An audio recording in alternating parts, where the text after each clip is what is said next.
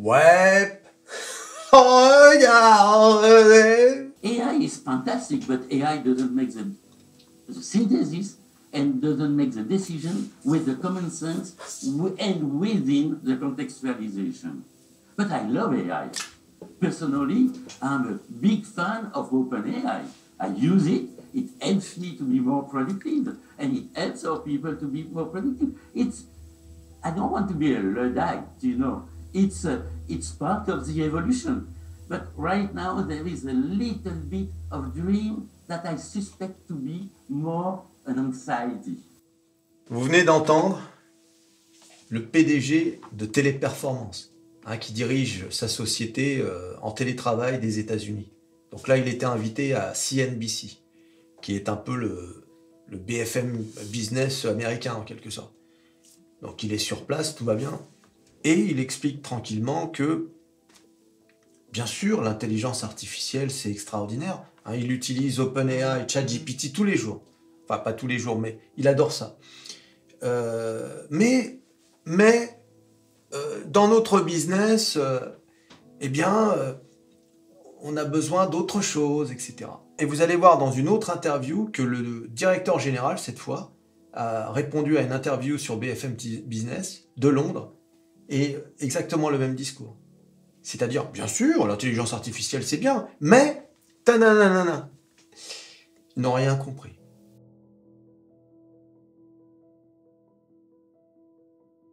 Au moment où le PDG est en train de répondre à cette interview, sa société vient de se prendre une déculottée comme jamais sur les marchés financiers, moins 23%.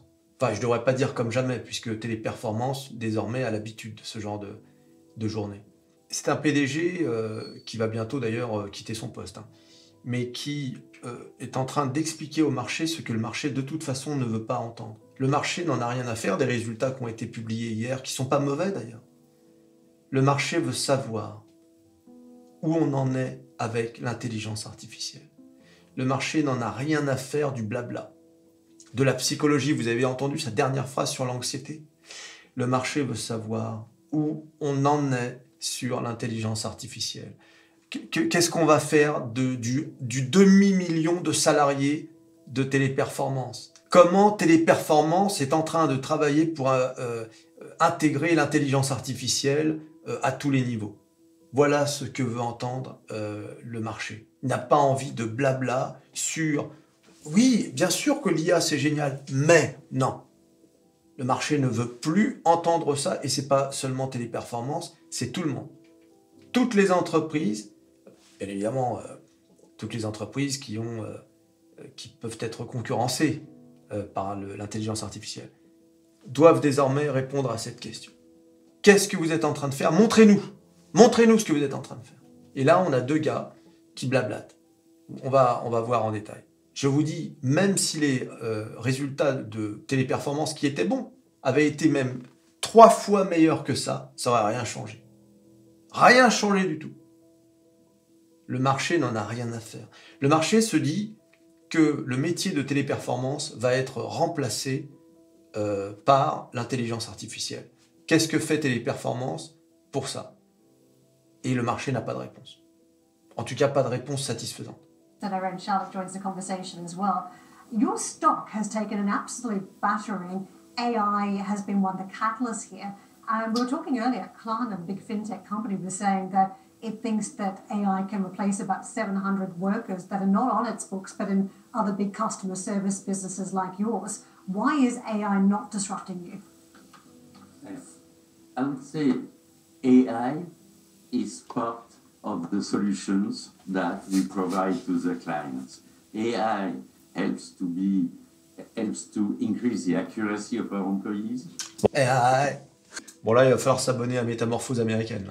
Excusez-moi, c'est ma chaîne d'apprentissage de l'anglais pour parler comme les Américains. Augment the productivity, which is great, but at the end of the day, we are here to reduce the friction between the citizens or the customer and the companies they have bought a product and service from. And so it's not just a transactional relationship. It has a lot to do with reassuring, with trust, with empathy. So we perceive AI as enhancing the job that our human employees do, but absolutely not replacing them. Ok, donc ce qu'il vient de dire, c'est important. Parce que bon, passer les moqueries, etc. sur l'accent, ce qu'il faut, c'est quand même retenir le fond. Qu'est-ce qu'il dit? Il dit, oui, nous voyons l'intelligence artificielle comme un moyen de d'améliorer en fait le travail de service, mais en aucun cas l'intelligence artificielle peut remplacer l'humain qui, lui, doit pouvoir apporter un service d'assurance, d'empathie, chose qui ne peut pas être remplacée, chose qui ne peut pas être effectuée par l'intelligence artificielle. Donc en fait, lui, son argument, c'est l'intelligence artificielle, c'est très bien pour augmenter la productivité, mais en aucun cas, l'intelligence artificielle peut remplacer l'humain et toutes les qualités de l'humain, c'est-à-dire l'émotion, l'empathie, le fait de rassurer le client, etc. Certainement, pour un certain nombre de postes. Mais est-ce que c'est valable pour les 500 000 postes? C'est ça la question. Il y a forcément dans ces 500 000 postes, comme je vous ai dit, hein, depuis 1 an, je vous dis, téléperformance, 2 choses, 2 ingrédients, l'intégration massive de l'intelligence artificielle et son corollaire, la réduction des effectifs. Voilà.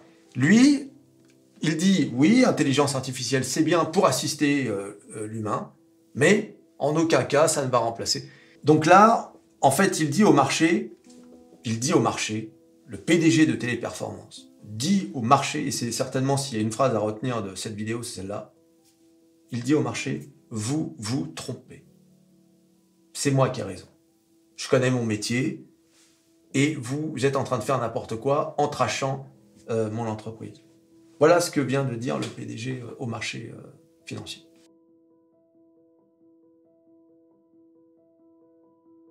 What I've seen at a big technology event last week is that big companies like Microsoft are making it easy for companies to lean into AI, almost AI for dummies. It's like a cloud-based service, you can tap into it, and as a result, you can run all of the benefits of AI through your own organization.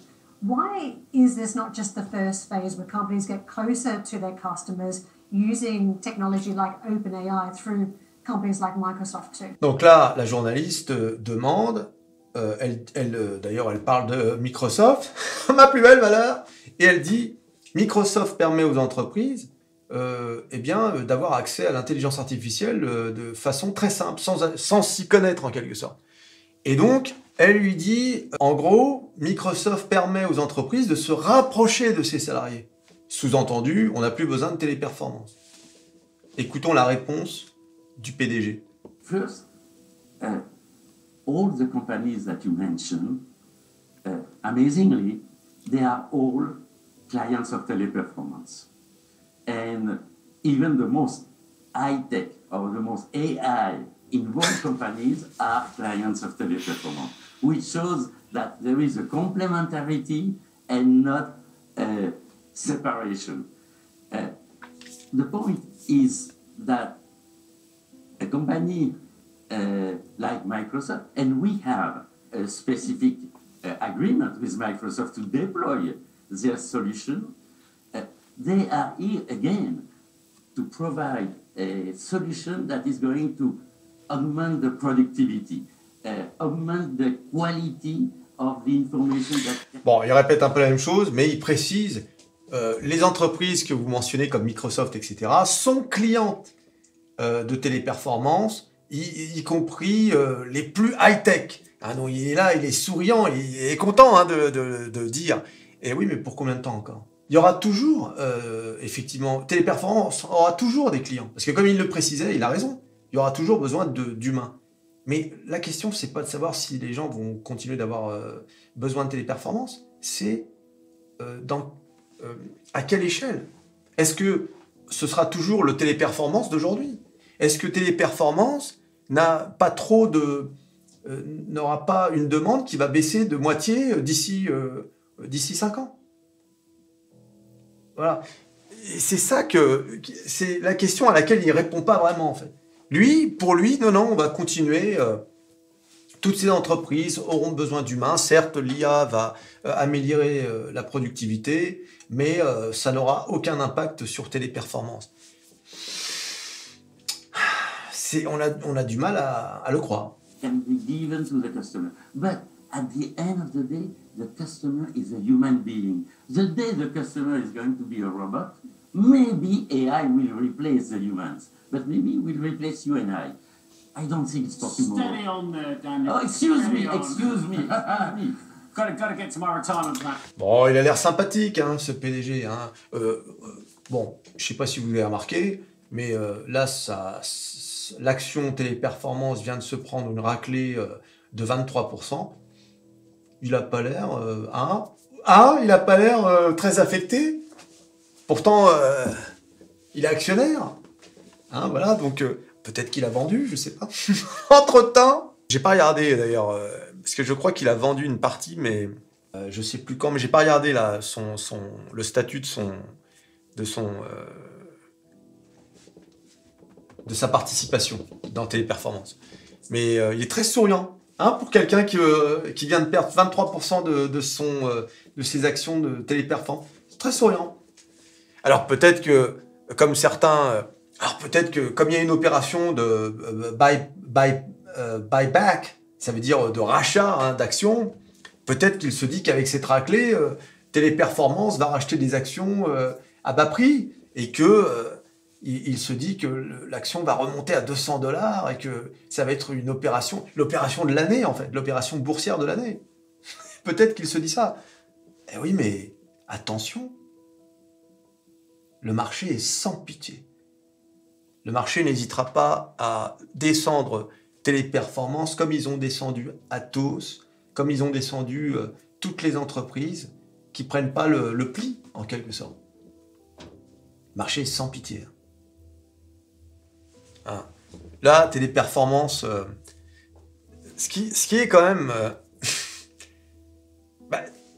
inquiétant, c'est pas que c'est inquiétant, mais c'est que ni chez lui, ni dans le discours, l'autre interview du directeur général, il y a, oui, c'est vrai, nous reconnaissons avoir loupé le virage de l'intelligence artificielle, mais vous inquiétez pas, non, aucun des deux.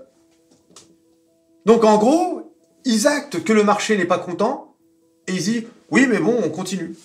Encore une fois, peut-être que c'est eux qui ont raison. Peut-être que dans 5 ans, Téléperformance sera à 400 ou 500 $. Va savoir. Mais, tu vois, là, sur le court terme, sur le moyen terme, le marché dit non. Voilà. C'est terrible, hein. Si sur la durée, l'intelligence artificielle, effectivement, n'a pas d'impact sur le chiffre d'affaires de Téléperformance et sur l'étendue de ses clients et de ses prestations. Oui, le marché se dira, finalement, c'est eux qui avaient raison. Au final, on a toujours autant besoin d'humains, donc l'action remontera. Mais si en revanche, il est démontré que l'intelligence artificielle, oui, fait que beaucoup d'entreprises ne font plus appel à Téléperformance, ou alors pour une petite portion du contrat qu'ils avaient auparavant, par exemple pour tout ce qui ne peut pas être remplacé, là, l'entreprise ne fera que baisser. Tu comprends comment... En fait, c'est l'avenir qui va nous dire qui a eu raison, quoi, en quelque sorte. Mais là, pour aujourd'hui, le marché, il dit non. On n'achète pas ça. On n'achète pas ce discours. Le consensus, d'ailleurs, ils l'ont montré sur CNBC, c'est à l'achat. Achat majoritaire. À ce prix-là, oui, tu peux commencer à te poser la question. On est à combien, d'ailleurs? Téléperformance, c'est à 86 €. Wow. Donc, écoutons désormais le directeur général de Téléperformance, qui est interviewé par BFM TV depuis Londres. Ça fait 4 ans que vous êtes au CAC, géant mondial de la relation client, un titre chahuté, baisse de 55% sur la dernière année, c'est assez lourd, moins 25% en séance juste après l'annonce de cette fintech suédoise Klarna qui a dévoilé des performances d'un assistant basé sur l'intelligence artificielle. La question ce matin, ce qu'on veut savoir, c'est si la bourse ne vous enterre pas un peu trop vite, Téléperformance. Bonjour, merci de me donner la parole. Bah, écoutez, je suis assez d'accord avec cette affirmation parce qu'effectivement, 2023 que vous présentez comme une année difficile. Il faut quand même souligner que c'est une année où le groupe vient d'annoncer un chiffre d'affaires record, 8,3 milliards, une marge exceptionnelle, puisqu'on a une marge qu'on n'a jamais atteinte à 15,9%, et un free cash flow de plus de 800 millions. Donc, certes... Bon, bah voilà, c'est ce que je disais tout à l'heure. C'est-à-dire que le marché n'en a rien à faire des résultats. Notre croissance est moins qu'attendue, elle est quand même à 5,1%. J'imagine qu'il y a un certain nombre de vos invités aimeraient avoir une telle croissance. Voilà, alors ça c'est vraiment, c'est tout ce qu'il ne faut pas dire. Arrogance, hein. Excusez-nous, je ne sais pas si vous avez vu notre croissance, je pense qu'il y a beaucoup d'entreprises qui aimeraient... voilà. C'est incroyable. À noter que cette interview donc, est à 8h21 ce matin, donc avant l'ouverture du marché. Bah bon, il est au courant que ça va se tracher en pré-market. Probablement plus faible que ce qu'on a pu faire dans le passé, mais en fait tout ça est lié très largement au ralentissement macroéconomique qu'on a constaté à partir du printemps dernier. Donc la situation est peut-être moins bonne en termes de croissance que ce qu'elle était les années précédentes.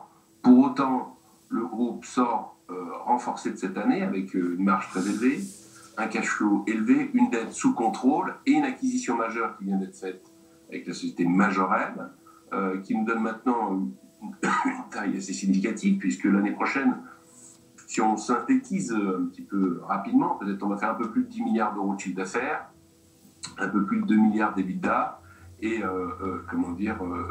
à nouveau une couverture sur un peu plus de 100 pays avec 1,5 million de personnes dans le monde qui travailleront pour nous. Oui, mais Olivier, Donc, justement, dans tout ce que vous dites là, ça va vous être reproché tout à l'heure par les investisseurs, parce que, vous dites, finalement, c'est pas si mal, une croissance organique entre 2 et 4%. Sauf que la plupart des groupes du CAC 40 qu'on a reçus depuis la publication des résultats, on fera d'ailleurs le bilan demain matin, puisqu'on aura le dernier ce soir, lundi, c'est plus que ça. En fait, malgré une conjoncture économique qui est compliquée, la plupart des groupes, ils ont des très très belles performances. Deuxièmement, vous dites, on a fait une belle acquisition.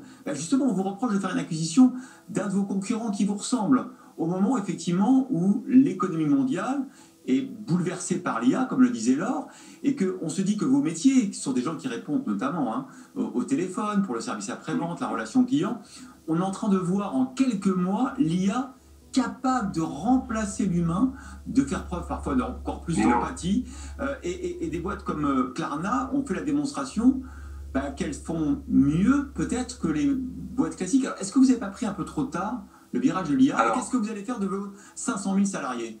Juste simplement, on va revenir rapidement sur la chose. Je pense que d'abord sur le marché même de notre... Alors, je ne fais pas beaucoup de compliments aux journalistes, mais là, il a fait un sans faute.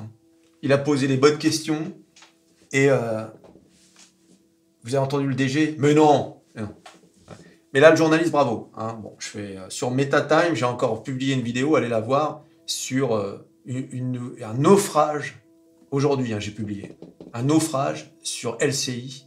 Mais vraiment, c'est affligeant. Allez voir cette vidéo. Après celle-ci, bien sûr. Et oui, les amis. En ce qui concerne l'intelligence artificielle et la réflexion que vous pouvez citer sur cette fameuse société FinTech suédoise, qui, comme vous le savez, cherchait à se mettre en bourse. En fait, il s'agit de quoi? Il s'agit d'un robot conversationnel. Un robot conversationnel qui remplace l'homme.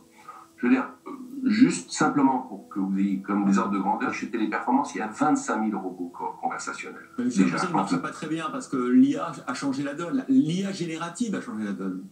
Absolument. Et ça, c'est pas de l'IA générative. L'IA générative, c'est quoi? Donc, cette idée repose sur deux fantasmes. Le premier fantasme, c'est que l'homme va être remplacé par la machine. Nous n'y croyons absolument pas. C'est absolument pas ce qu'on voit dans l'ensemble du marché. Et les gens associent le ralentissement de la croissance avec l'IA. Il vient de dire, ce n'est pas ce qu'on voit. C'est-à-dire, aujourd'hui. Mais il est au courant que la technologie évolue chaque année. Vous avez vu les Sora, Open Sora, là, OpenAI Sora, l'intelligence artificielle qui génère des vidéos. Vous avez vu le progrès entre l'année dernière, où ça faisait des vidéos bizarres et des trucs d'une main qui sortait de l'épaule. Vous avez vu la différence? Et aujourd'hui, on va faire bientôt un Marvel. Dans 5 ans, tu feras un Marvel de A à Z dans ta chambre. Il n'a pas compris que le marché, lui, c'est le futur qu'il price. C'est pas du tout ce que nous voyons. Pas du tout ce que nous voyons. Ah, aujourd'hui, la machine ne remplacera pas l'homme. On est dans le déni. Voilà. Voilà ce que sanctionne le marché. On est totalement dans le déni chez Téléperformance. Hein, alors, on parle de performance extraordinaire. Hein. Voilà. Concernant cette société, oui, bon, qui, je le rappelle, voulait être introduit en bourse et donc a voulu faire son cinéma.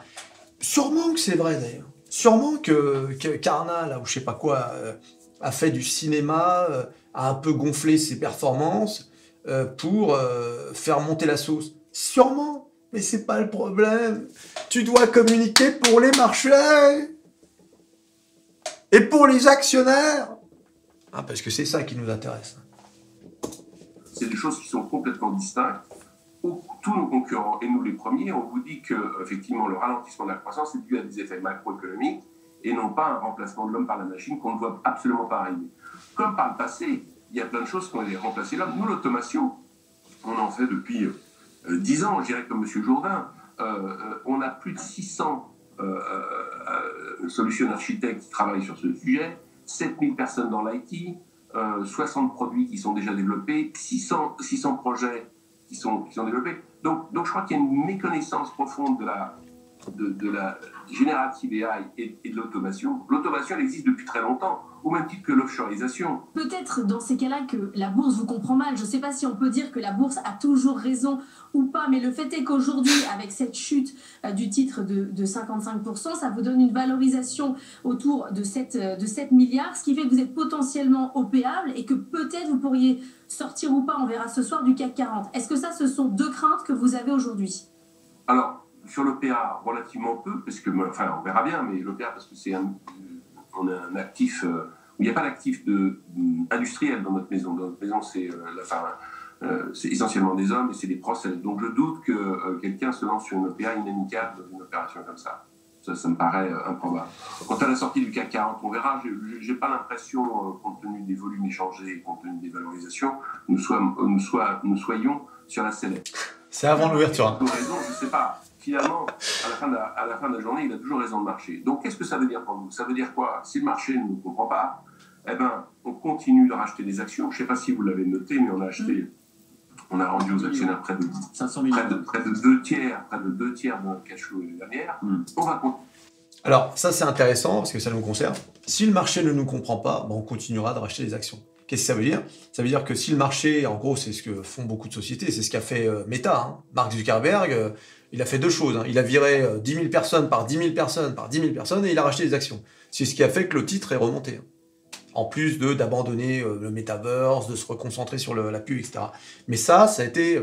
Donc le rachat d'actions, c'est une façon pour les entreprises qui ont du cash, hein, parce qu'il faut avoir du cash forcément. Quand elles voient leur titre se faire tracher par le marché, bah, elles rachètent. Voilà.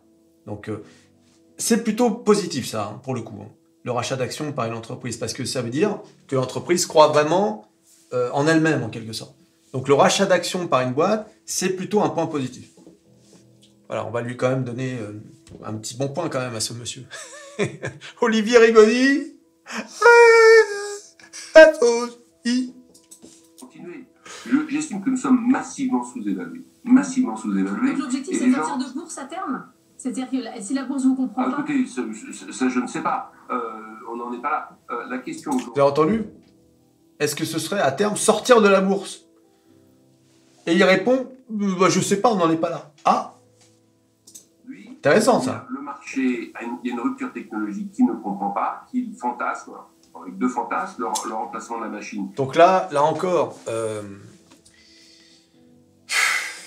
il y a un peu d'arrogance, c'est-à-dire que voilà, comme il n'est pas content de ce que fait le marché, bah, il insulte le marché. Tu sais, tous les traders débutants font cette erreur, c'est-à-dire blâmer le marché pour les pertes. On a tous fait ça, hein. Moi le premier. Mais avec le temps, tu comprends qu'il n'y a qu'un seul responsable, c'est toi. C'est pas le marché. Le marché, il fait ce qu'il a à faire. Le marché, tu sais, c'est une grosse machine avec des milliards, enfin des millions plutôt de gens. Non, il n'y a pas... Et là, qu'est-ce que tu veux? Le marché fantasme sur le remplacement de l'homme par la machine. c'est pas le problème. En tout cas, c'est pas en parlant comme ça, avec mépris, avec arrogance, en balançant en fait hein, le marché, en disant bah, excusez, il se faire. Voilà, c'est un peu ça qu'il est en train de dire. C'est pas une bonne méthode. Vraiment, c'est pas bon du tout de faire ça. Centre de nouveaux produits. Enfin, soyons clairs. Il y a 5 ans, on ne faisait pas de modération de contenu. Ça va être plus de 700 millions de notre chiffre d'affaires aujourd'hui. Est-ce que vous pensez que demain, les deepfakes ils vont être, et la cybersécurité, ils vont être couverts uniquement par Olivier Rigaudy, est-ce que vous minorez pas un peu comme... Vous avez des gens qui parlent toutes les langues. Je me rappelle quand vous avez reçu, non seulement Romy parle les 200 langues du monde, mais il parle tous les dialectes. Mais en fait, ça sert à quoi puisque l'IA peut le faire maintenant. Elle peut, il ne s'agit pas de remettre en question ça. Nous on n'est pas en train de dire que l'IA n'est pas importante. Je pense qu'il y a un message qui n'est pas bien compris.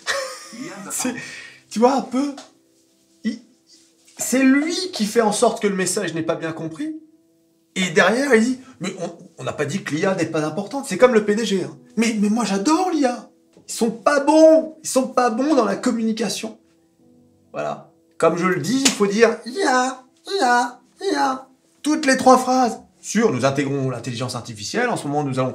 tu fais des démos pour les marchés. Ah oui, c'est impressionnant. Même si c'est bidon. Lui, il nous explique, c'est pas possible. Remplacer l'homme. Média, elle nous aide énormément. Elle nous aide énormément d'ores et déjà à créer des produits, à créer des produits de conduite prédictive des gens, d'analyse de churn, tous ces éléments-là, avec des datas qui sont sécurisées. C'est des choses dont on sert régulièrement aujourd'hui, nombreux. Donc la perception, notre métier n'est pas de répondre au téléphone uniquement, notre métier il fait de plein de choses. Et c'est ça peut-être que les gens ne comprennent pas. Et donc, conclusion, si les gens ne comprennent pas, il faut l'expliquer, le montrer. Il fait un constat qui est vrai, hein. C'est que, le marché ne comprend pas ce que fait Téléperformance. Ça fait des mois qu'on le dit ici. Et plutôt que de l'expliquer, précisément avec des démos et des machins, c'est de la communication entreprise, tout simplement. Hein. Et il fait l'arrogant. Manifestement, oui, il y a un malentendu. Écoute, hein. Alors, bien évidemment, il y a toujours un peu d'injustice de la part des marchés. C'est vrai que l'entreprise a publié de bons résultats, etc., etc. Du coup, tu te dis, on n'est pas récompensé, mais c'est comme ça, la bourse. On price le futur. Pourquoi Nvidia explose? C'est parce qu'on voit le futur. Et pourquoi, en revanche, Google... D'ailleurs, j'ai publié sur ma chaîne anglo-saxonne, hein, pour ceux qui s'intéressent, une vidéo justement sur les performances de Google. Pourquoi Google, ça va pas trop? Parce que leur intelligence artificielle, elle n'impressionne pas, elle marche pas. Du coup, les gens se disent, mais c'est quoi ça? C'est une blague. Le marché price le futur. Dans tout ce qu'ils ont dit, je me suis un peu moqué, bien évidemment.